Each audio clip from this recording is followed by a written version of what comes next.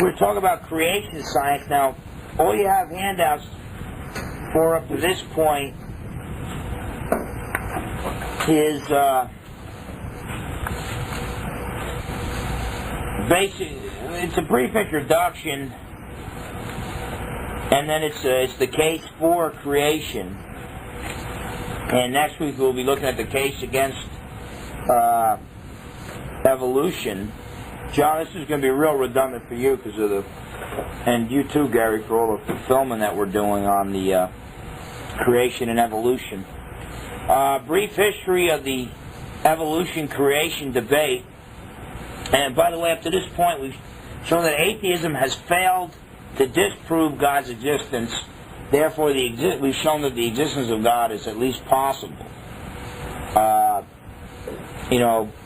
If there's an argument that totally refutes God's existence, I've never heard it, and if somebody has heard it, I can almost guarantee you're misinterpreting it, or if I can't refute it, and if the Aquinas and Geisler and all these other guys couldn't refute it, somebody eventually will be able to, and even if nobody could refute it, obviously if we've experienced God and we know that He's real, then we know that there's something wrong with the premises of the argument. But I think we've shown that some of the strongest atheistic arguments that are out there fall far short of what they're attempting to achieve, and therefore God's existence is possible. Now what I want to do is deal with the creation-evolution debate. Brief history of the evolution-creation debate. The creation model dominated modern science before 1860. Modern science was started by men who believed in God's existence, men such as Galileo, Isaac Newton, Francis Bacon, Johannes Kepler, and Blaise Pascal.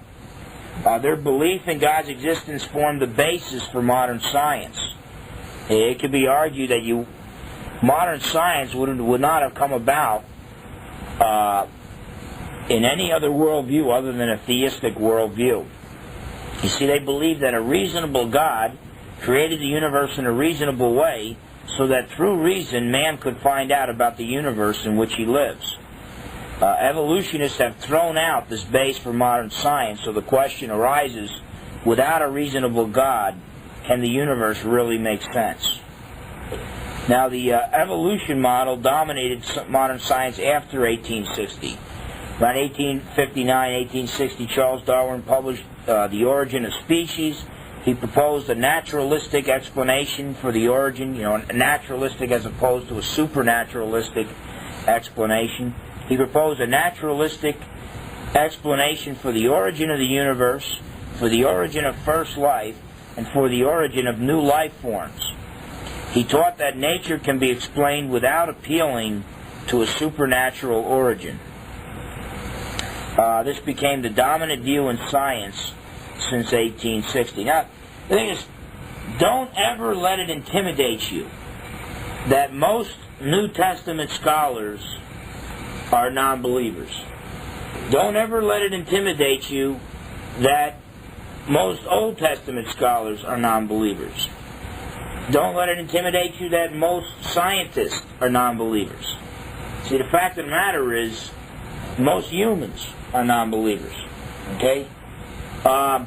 If anything, usually the more a man knows, I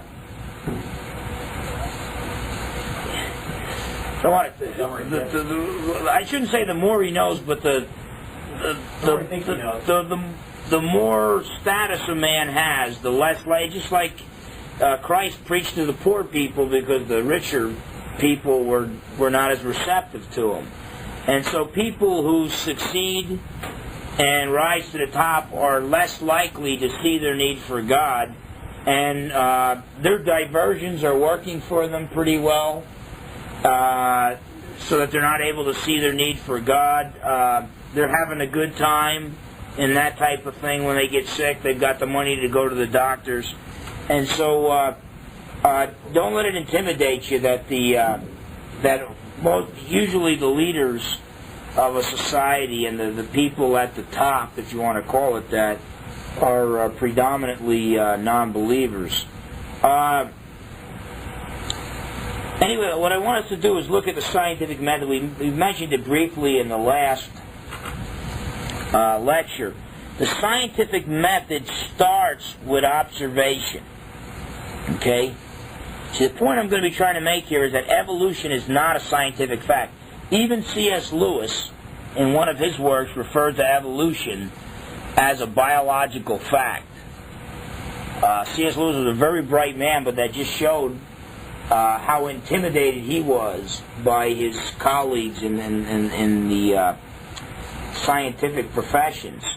Evolution is not a scientific fact. Now, the scientific method starts with observation. Okay? Then you propose a question or a problem. You make a hypothesis, an educated guess. Then you experiment, so through experimentation, then you come up with a theory, a hypothesis with a high degree of probability. That's what a theory is. And then if this theory is shown to be valid on a universal scale, you have a natural law. Now when you look at evolution, we find that it is not a proven fact. Evolution is not even a scientific law or a scientific theory, because it's not repeatable. It is not open to observation and testing. Now when you go back to the page before this, observation is the first step of the scientific method. So if apes are no longer evolving into men, so we can't witness apes evolving into men, it's non-repeatable, it's not open to observation and testing, you cannot even start the scientific method with evolution, because it's a non-observable singular event of the past. So, no, we'll get to that point. Creation's in the same boat. So therefore, evolution is only a scientific model. It's a way to interpret the evidence, but it is not even it's not a scientific fact, like a, yeah. Suppose if apes evolved into man, why do we still have apes? Why don't we just have all men? Mm-hmm. Yeah, and I would think that it would seem, and of course they would just say, well, this, just because that's the way it is. But if that's the way it is, then you would expect apes to still be evolving into men, which you don't see.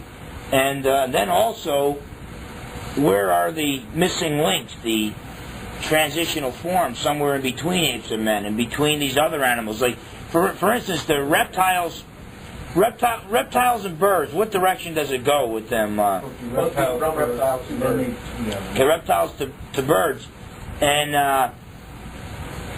the problem with that is the different types of lungs. They have totally different kinds of lungs. And so with the transitional form to go in between from a reptile to a bird, basically the transitional form, as its lungs were evolving from one type to another, it couldn't breathe. So you have to have what? Maybe even if you hold the punctuated equilibrium, which we'll talk about later on, you'd have to have at least 20, 30,000 to 100,000 to maybe even 1 million years of a transitional form that can't breathe. So it is just impossible. And by the way, that was the type of thing that Darwin said. Darwin said how you could falsify his views, and that was one of the things that he gave. If you could show that A cannot evolve into B because it wouldn't be able to exist in between. See, our organs usually do not function unless they're fully developed. So if you don't have fully developed lungs, you don't breathe. You don't breathe. You don't pass anything on to your offspring because you don't have offspring. You've got to live to have offspring. But anyway, so keep in mind, evolution is only a scientific model now. Now, creation is in the same category as evolution. It is only a scientific model. Let me say something. Most of what we're going to cover in this lecture, I took that information from Norman Geisler and J. Kirby Anderson's Origin Science, an excellent book. That covers what I would call kind of a philosophy of science.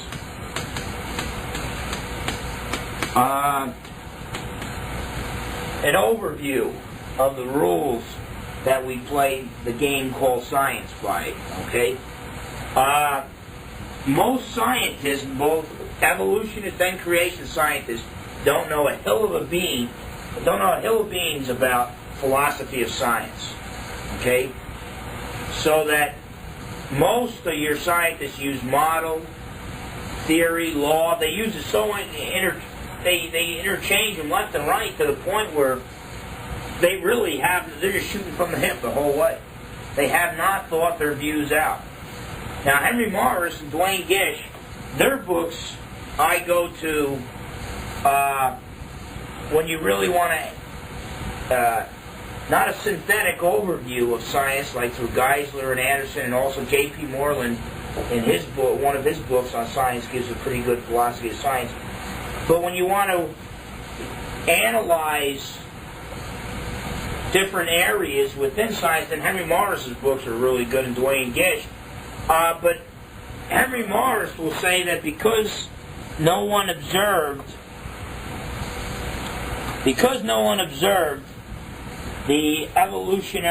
supposed evolutionary changes of the past, that evolution, you can't observe it, so it's not part of the scientific method, then Henry Morris will conclude, therefore, it is not science, but it's a religion. The problem with that is, what is Henry Morris the leader of? It's a movement called creation science. But creation falls in the same category of, so either they're both just a religion, or they're both scientific. There is a place in science for them. Now, Geisler and Anderson are right. There is a place in science for creation and evolution. The example they give is forensic science, which is crime scene investigation. It's not operation science because the crime is not repeatable. It's not the science of the present. So you don't say, okay, did O.J. Kill his wife and the guy that she was with? Well, let's just go to the crime scene and just stand there and see if he does it again. Because if he did kill them last night, he'll kill him this night and tomorrow night, and that would be operation science, but it's not. Forensic science, crime scene investigation, is origin science. It's a non-repeatable, singular event of the past. And so origin science is science of singular events from the past, okay? There's no direct observation possible. It deals with singular, non-repeatable events of the past. The supposed evolutionary changes are non-repeatable, but the supposed special creation of the universe is also non-repeatable. None of us witnessed the creation. The angels did, but we didn't. And so basically what I'm getting at is the science of taking fingerprints and circumstantial evidence and finding the guy's fingerprints on a knife and the DNA testing, that is science. And I don't think we need to say, well, because it can't be observed, it's non-repeatable, it's not a science. That is science, but it's a different type of science, and it does not utilize what we call a scientific method. So what you can say is that we utilize the tools of science in the investigation of a non-repeatable event. Yeah, well, but I think I would even go further and just say that what we call the scientific method is not the only method that science uses. Okay? We can scientifically arrive at conclusions with a high degree of probability. Even a scientific method only gives you a high degree of probability. But there are other ways of arriving at these highly probable conclusions, but it is apart from the scientific method. Now, two principles are used instead of the scientific method in forensic science, which are also, forensic science is a type of origin science, which creation and evolution also fall into this category. The two principles that are used instead of the scientific method are uniformity, which is also called analogy. What that says is that we posit the same kind of causes that we see making certain effects in the present for similar effects in the past. I'll give you an example. If we see that an artist or human beings with intelligence can draw pictures and make faces and that type of thing and all, and then John and I are walking with Dr. Mike in eastern Washington on a hot day, and we find a rock with an arrow etched into it or chiseled into it. That tells us that that did not get there by chance. There was an intelligent human being who put that arrow into that rock, okay? Chiseled it into there. So uniformity or analogy would say that, hey, if we see effects in the present and we know what their causes are, if we see a similar effect in the past, it's probably going to have a similar cause as well. Okay? William Paley's watchmaker argument runs along these lines. Okay? The universe is a universe of design just like a watch is, but it has even greater design and greater complexity. Therefore, we should assume that it has an intelligent designer. But also, not only the principle of analogy or uniformity, but the principle of causality. Every event must have an adequate cause. You know what? The cosmological, right? Yeah.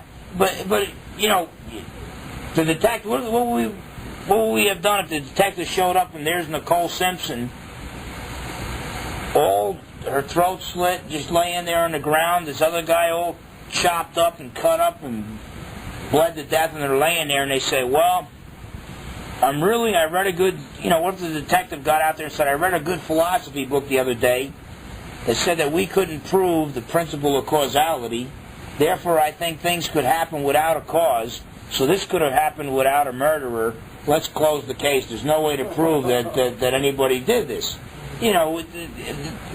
That's not good science. Good science says every event must have an adequate cause.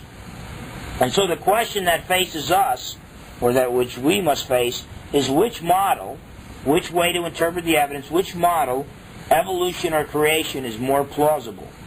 Both deal with the same evidence, such as common anatomy, the wing of a bird, the fin of a shark, the arm of a man, the arm of an ape. Common anatomy, both deal with the same evidence, yet both interpret the evidence differently. Evolution says, well, we have common anatomy because of common ancestry. We're all related.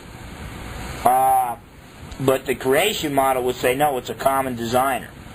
I think even from the start, even when we just start off, and this is why it's so incredible that evolution, that if you believe in creation, people think that you believe in fairy tales. Even from the start, I think creation gets off to a better start. Just at this point, because if you see two paintings that are very similar, the first thing that comes to your mind is they were probably painted by the same painter, the same intelligent designer, rather than assuming one painting at one time was identical to the other, but then it evolved. It just doesn't even sound plausible right from the start. But we need to answer that question: which model is more plausible? When we try to answer this question, we need to look at the origin of the universe, then the origin of first life, and then the origin of new life forms. Okay, so three different areas, and then we have to conclude and try to decide which model is more plausible, the evolution model or the creation model. So first, the origin of the universe. The first thing we need to consider is the second law of thermodynamics. The second law of thermodynamics. Now take a look back at the page before this. Scientific method starting with observation Then it ends with theory, and when a theory is shown to be valid on a universal scale, it's a natural law. That is where the second law of thermodynamics is. That's why we call it a law. It's a natural law. Okay? A model can't even get started in a scientific method because you can't observe it. Okay? So, if you have a model that keeps contradicting known scientific laws, what should you get rid of? You should get rid of your model, because your model's not even observable. The scientific laws are about as close to a scientific fact as you're going to get, other than, you know, I'm holding a rock in my hand, that type of thing. Okay, so energy deterioration, the second law of thermodynamics tells us, now, by the way, the first law of thermodynamics is energy conservation. It tells us the amount of energy in the universe remains constant. Okay? No energy is currently being created or destroyed. But the second law of thermodynamics says that even though it remains constant, it changes forms. And when it changes forms, it becomes less and less usable to us. In other words, the amount of usable energy in the universe is running down. That means if we go backwards in time, we could reach a moment when all the energy in the universe was usable. That would mark the beginning of the universe. So the amount of usable energy in the universe is running down, therefore the universe is winding down. But if it's winding down, it had to be wound up. The universe is therefore going to have an end. It's going to reach a point where if there is no God who is going to intervene and the universe just runs its course, all the usable energy in the universe is going to run down. And so the whole universe will be made up of energy that is no longer usable, and therefore the universe is going to have an end. But if it's going to have an end, if you go backwards in time, you would find that it had to have a beginning. Now the also account for open and closed universe.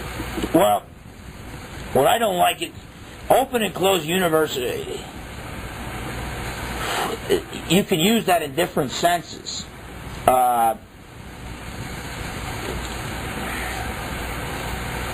open universe could mean a universe that's open to intervention, divine intervention by God. In a closed universe, a deistic universe where God doesn't intervene. At the same time, there's other ways, there's other senses that can be used as well. Do they use that open and closed in a sense of the expansion of the universe? Well, the open is the expansion so it runs down, and in the closed universe it implodes on itself through dark matter. Yeah, that's the other use. Yeah, and so the open, it would just expand until it runs down. And the closed, it would expand at a certain point, gravity would pull it back. Yeah, and has to do with the amount of matter in the universe. Yeah, and there's like three reasons for us to reject that scientific reasons. Well, one is that the universe is not dense enough for that to occur. There's no evidence that it's anywhere near as dense as it would need to be. Number two, there is no known law of physics that would cause that to occur. It would cause the universe, once it expands to a certain level, it would cause gravity to pull it back. There's no known law of physics that would cause that to occur. And then number three, even if it did happen, it could not happen indefinitely, because it would still be subject to the second law of thermodynamics, which would mean it'd be like throwing a rubber ball off that wall and then start bouncing back and forth. The energy still becomes less and less usable till eventually the ball just stops bouncing. Yeah. And so William Lane Craig in his Apologetics and Introduction, now that's back out. Anybody know what's the title of that one now? I got the old one. Okay, I forget what the new title is. Something like Reasonable Faith or something. But he does a dynamite job whether you get it in the old book or the new edition. But the expansion of the universe also confirms the beginning of the universe. The Big Bang models runs hand in hand with the universe is expanding as just like an explosion would in all directions. And then if you just go backwards in time, the universe would be getting more and more dense until scientists talk about the universe initially being a point of infinite density, where something can only be finitely dense. It can only be small in a limited sense. If it was infinitely small, it would be non-existent. So what it is scientists don't want to say the universe came into existence from nothing. They also talk about it being at one time a point of dimensionless space. Well, if a point doesn't, if space doesn't have any dimensions, it's no space. It's non-existent again. So the Big Bang model, by the way, a model is not on a solid ground. There are some good reasons to reject the Big Bang model. There are certain things that it doesn't explain too well. But let's just, most astronomers and astrophysicists accept the Big Bang model. Give the baby its bottle and you still find it confirms the beginning of the universe. Yeah, Gary? Yeah, I got a basic question I'm confused about. And first law of thermodynamics, it says that no new energy is being created or destroyed. Mm-hmm. Right? And it says in the second law of thermodynamics is the non-usable energy they want to get on. Okay, what happens to that energy if it's still there, if it's not being destroyed? Same form, like burning wood. It's becoming diffuse. The idea is that... Was it heat energy it becomes? Yeah, well, essentially right now you've got things that are hot and things that are cold, and energy being transferred from one to the other. And things that are in motion, things that are not in motion, and things that are being transferred from one to the other. Sooner or later, the theory goes that everything will be at the same temperature, and everything will be moving at the same speed. And so there won't be any place for energy to transfer from one thing to another. See, And then all the energy you got is useless because you can't make it do anything since everything is already at the same speed, same temperature, same everything, homogeneous mix. I think the illustration Aristotle gave was you can only completely burn a log to get heat from it once. The amount of energy is still there, but you can't use it anymore. And Called the heat death of the universe. yeah. Don't worry, you'll die before it happens. And see, the thing is, we're living systems, which means that we can take in energy from the outside. We're not a closed system. We're open to things from the outside where we can take in to replenish and give us new energy.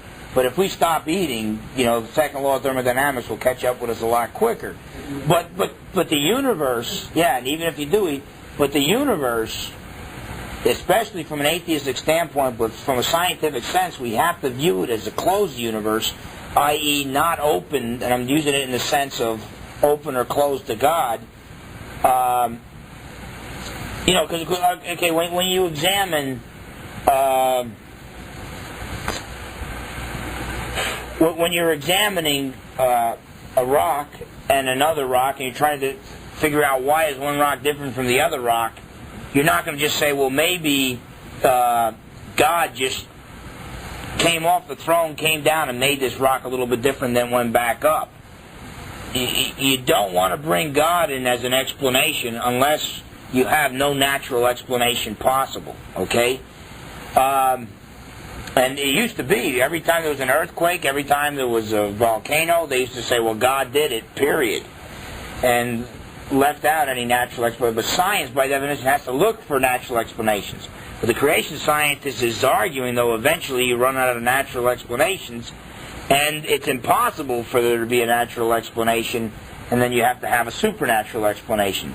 For instance, if the universe had a beginning, then nature had a beginning, because the universe is nature. Well, if something that transcends nature caused the nature to come into existence, it's by definition supernatural. But what was I talking about? And then I can't. Okay. Well, I'll just assume that I wrapped it up. Anyway, in this particular aspect, the origin of the universe, the creation model is more plausible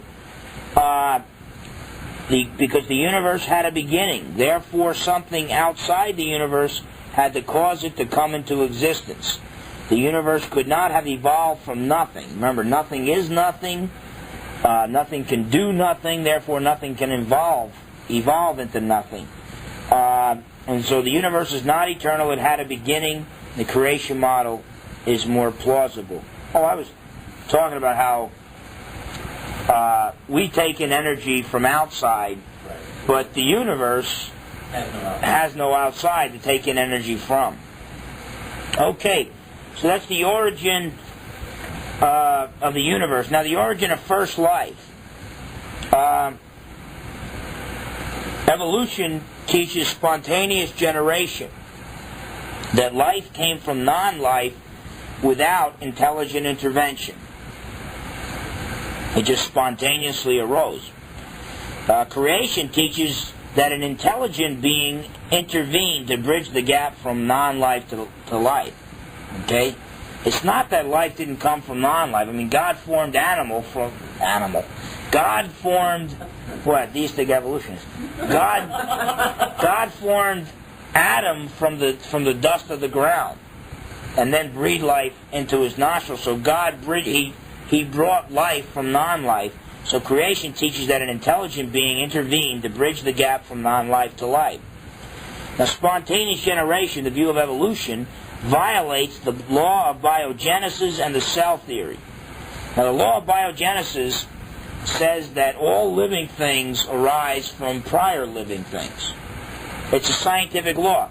Now, keep in mind, if it's a law, you go back to the scientific method, which evolution and creation can't even start because you can't observe them, and natural law is about as good as it gets.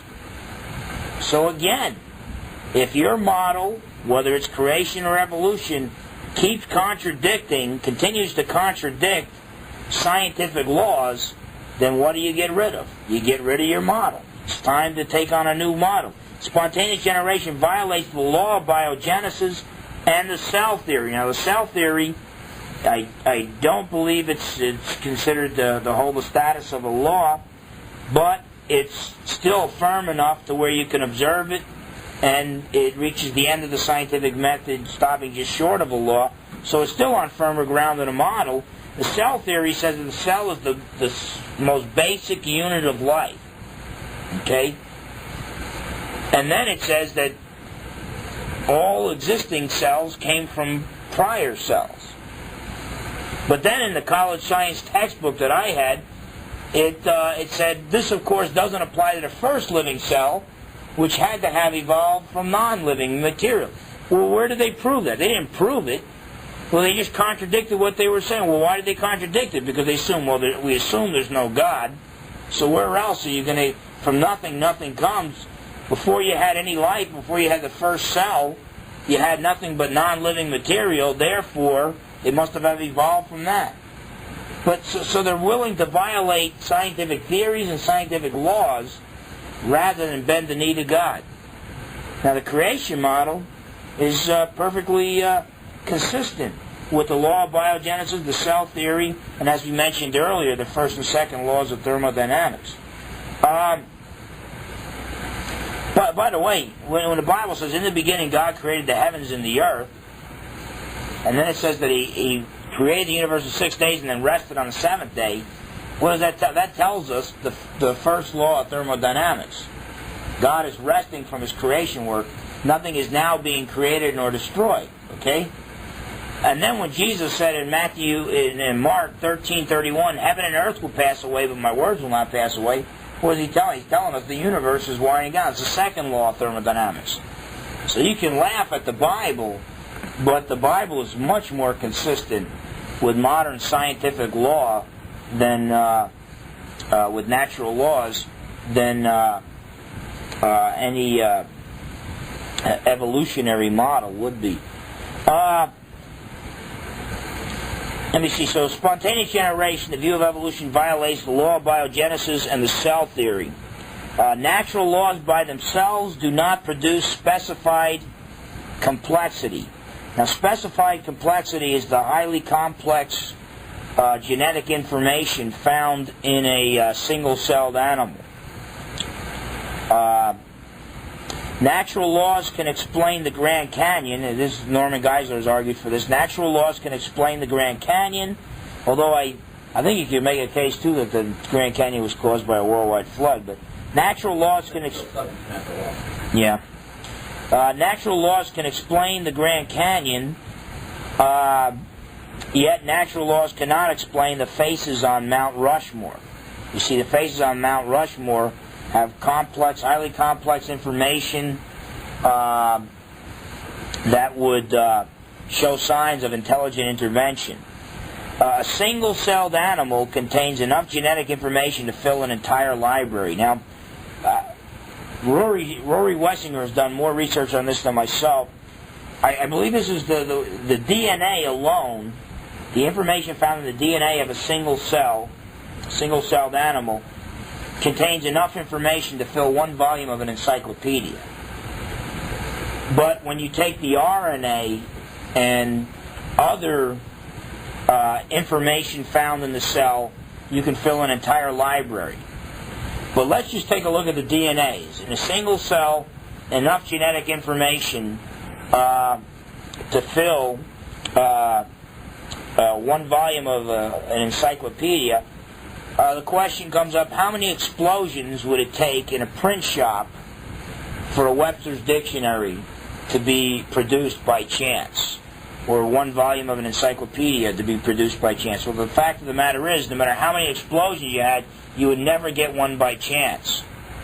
Yet, if you had at least one intelligent designer or a few intelligent designers, you could bring that about.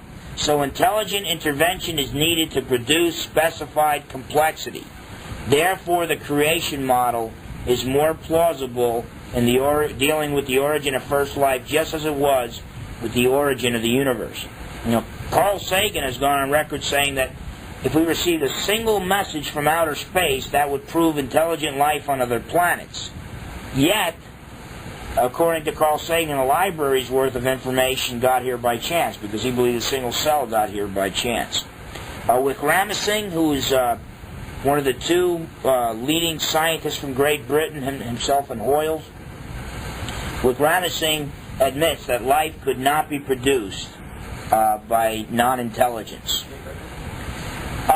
No, I don't believe so, but I believe he's moving very close to some type of theistic view, although he did at one time, I'm not sure if he still does, did at one time dabble with the panspermia view that aliens seeded the Earth and that type of thing, or the sperm somehow got to this planet. Now the third area we need to look at the origin of new life forms. The origin of new life forms.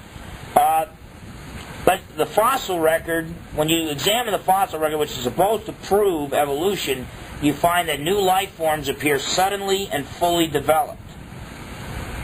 There are gaps in the fossil record. No evidence for transitional forms or missing links. You don't have half wings and half arms and half fins. And that's not, if evolution was true, you'd expect to see these intermediary forms. By the way, also in the fossil record,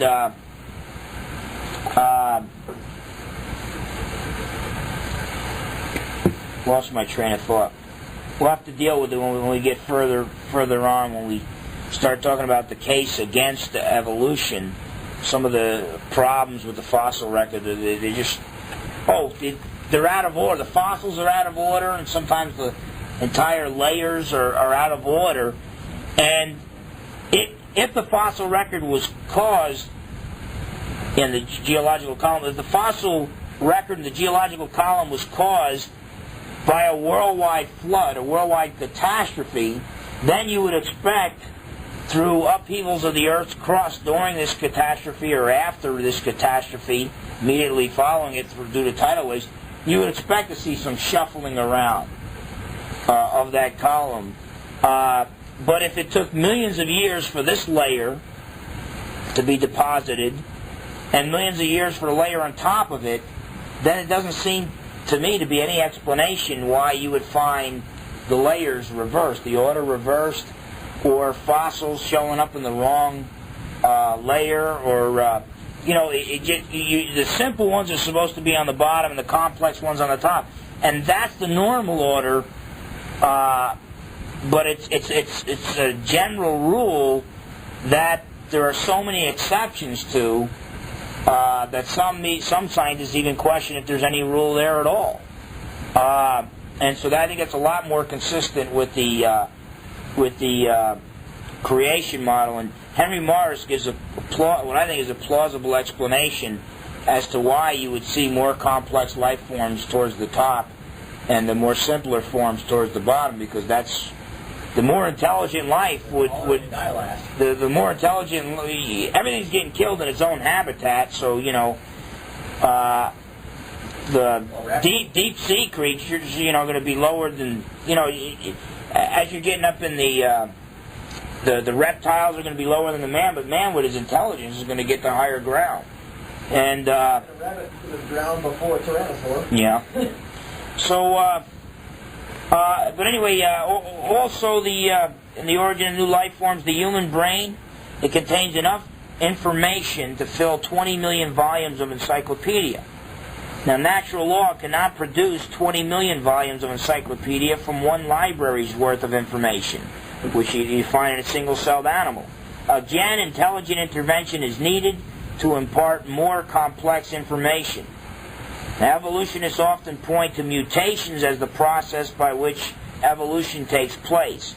However, mutations do not add more complex information to the genetic code. Mutations only garble the genetic code. In other words, if the genetic code was just let's say the 26 letters of our alphabet, a mutation would not add a 27th letter. It would just garble the order of those 26 letters. But for evolution to occur, you need a 27th letter, and a 28th letter, and a 29th letter. And so the question comes up, if mutations are the vehicle through which evolution occurred, where did single-celled animals get the genes for teeth? Because single-celled animals don't have genes for teeth. Where did they get that 27th letter from? And or the genes for eyes and that type of thing. So you can't go from the simple to the complex through natural law alone. Time plus chance plus natural laws never produce more complex information, and again, the creation model is more plausible.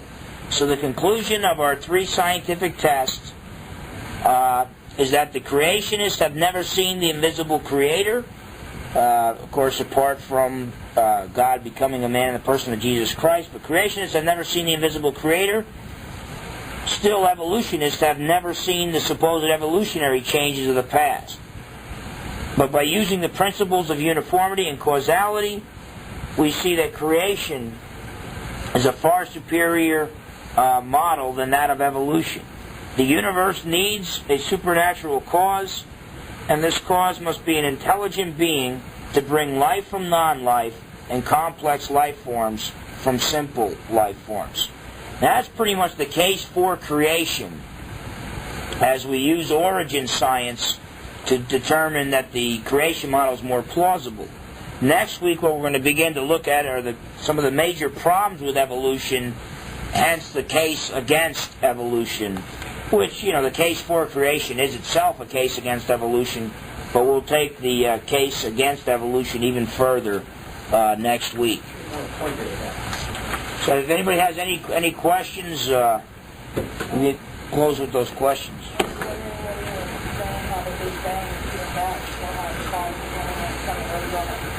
There's just certain things that they don't explain. John might be able to give you a better answer than I would myself, but there's certain things that scientists observe that don't seem to make sense if the Big Bang is true. One of the things is that the Big Bang is supposed to have been basically a homogeneous explosion from a single point in all directions all at once. And if that were the case, the conventional thinking is that the amount of matter that exists in the universe should be basically uniformly distributed throughout the universe. Instead, what we see is, for instance, stars with a massive concentration of matter in one place is surrounded by millions of light years worth of vacuum.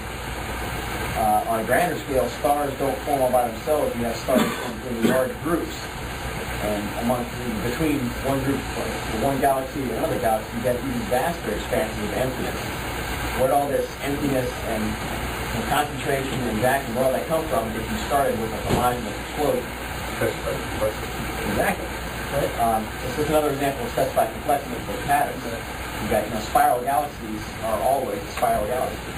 No matter how big or small or far away or close, a spiral galaxy always looks the same, with minor differences. There's 5 arms, 6 arms, 2 arms. So that's not really an answer then, if you believe it. No, it's not. It's a problem with well-specified complexity, which cannot be explained by natural causes. Things do not specifically complexify themselves. Things randomize on their own. If I throw a box of crayons on the floor, they're not going to line up according to the spectrum. They're going to go all over the place. And no matter how many boxes of crayons I throw down there, they're not going to line up in a row. And if they did, I'd be a little frightened by it. That just doesn't happen. See, that was, If I throw a billion stars into space with my hand, they shouldn't line up in equal spirals. see, and that was Aquinas's, was it his 5th way to argue for God's existence, was that natural things in nature, mindless things in nature, work towards a goal. Oh, right. And like you plant apple seed, you get apple trees. And so what he argues is that therefore things that move towards, mindless things that move towards a goal are moved by an intelligent mind, such as an arrow hitting the target. So that in other words, that there's got to be an intelligent mind behind nature. You see, that in other words, Aquinas would argue evolutionists would try to use natural laws to disprove God. Aquinas would say if there is no God, there would be no natural laws. So what you were, maybe I misunderstood that, were you saying that scientists who are, say, atheists, and they're going to believe there is a God and say that the Big Bang, Big Bang still has then a they problem. say it has a problem. But if they're Christians saying that, then it doesn't. Well, very Christians saying that, you still have to say, well, then God must have directed the Big Bang.